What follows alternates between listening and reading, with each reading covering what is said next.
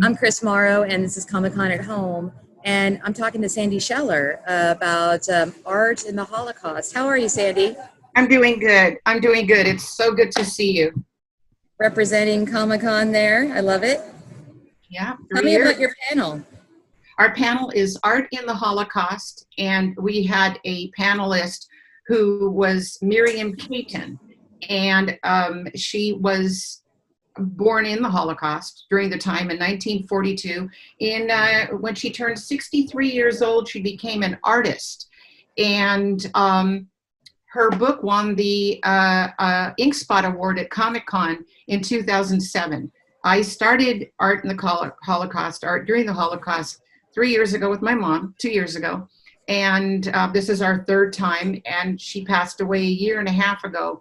And so I reached throughout the world to find the best people to replace my mom. Yeah, the cool thing about it is, if we were in Comic-Con, which I love, I promise you, I'm such a Comic-Con junkie. We had 350 people that were allowed in the room last year, and we had a line of about 1,000 people wanting to see the panel. Now we've had over 2,000 people who have wanted to log on, and we can now use this, which is what I love, for educational purposes in schools for people to understand the propaganda. Can you talk about the propaganda? The thing that I like to focus on in propaganda is the fact that history will repeat itself. And if you want to know about the future, look at the past. So look at old posters and you can compare things. The other thing is the way that Jewish people were portrayed, and the fact that through using these horrific books, such as The Poisonous Mushroom or children's school books, to get to children about how bad the Jew was. And when you bring this to people's enlightenment, especially with what Dr. Seuss did, he was wonderful. Or the fact that Jack Kirby, that in 1941, you could see Captain America trying to punch Adolf Hitler, and nobody reacted to that. And so as we're recalling this for educational purposes, we remind people to just take a look at history so it doesn't repeat itself. It's rememberustheholocaust.org.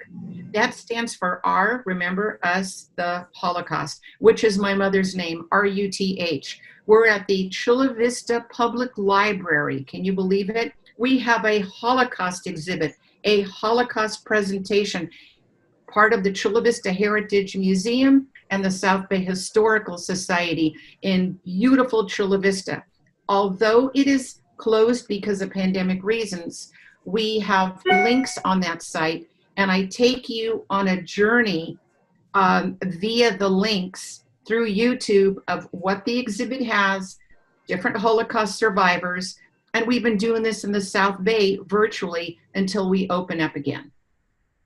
You make me proud to be a Chula Vista resident. Sandy, thank you for your time. Chula Vista, it's the only way to go, right? Good old San Diego County. Giving you a tour when this is all over and said and done, Chris. Absolutely.